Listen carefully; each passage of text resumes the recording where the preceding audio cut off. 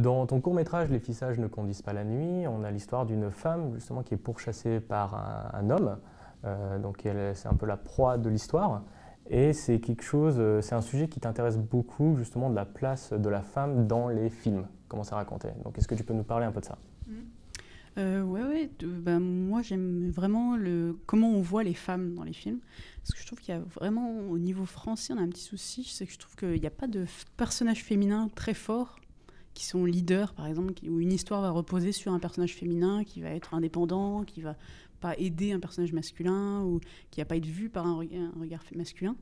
Et donc moi j'ai voulu dans ce film faire un personnage qui était typiquement la proie en fait, sur le modèle Hitchcockien. C'était une jeune fille belle, blonde, la nuit, qui est poursuivie et qui demande de l'aide autour, qui est masculine effectivement.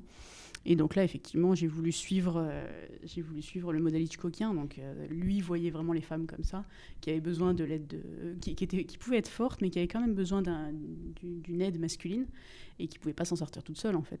Donc moi, j'ai voulu entrer là-dedans, mais c'est vraiment quelque chose que je trouve intéressant, c'est de départir de ce point de vue-là et créer un personnage féminin plus fort. Dans mon prochain court-métrage, justement, mon héroïne principale est un petit peu hors convention classique. Elle n'est pas vraiment dans la norme des femmes.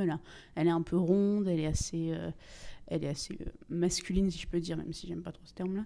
Elle a les cheveux courts, elle est couverte de tatouages, elle est habillée un peu comme elle le sent. Elle n'est pas du tout dans la séduction. Et je trouvais ça intéressant aussi d'avoir un personnage qui va être totalement indépendant, qui va prendre ses propres décisions et qui est fort et qui arrive vraiment à se défaire du male gaze, du regard masculin et qui n'a pas envie d'avoir une acceptation masculine en fait. Justement, donc c'est un peu vraiment l'opposé de mon premier film où là je suis plus du tout un regard masculin. J'ai vraiment envie de faire un film à travers mes yeux à moi, donc d'éviter de plaire à l'homme de base, on va dire. Mais donc on voit plusieurs visions de la féminité. Il y a ce personnage-là, il y a un autre personnage qui est justement hyper sexualisé, qui travaille dans un salon de tatouage et qui pense qu'une tatoueuse est en mini-jupe, hyper sexy et tout. Et la vraie tatoueuse, justement, va se moquer d'elle en disant que c'est une image fantasmée, en fait. Donc voilà, ma vision un petit peu des femmes dans le cinéma.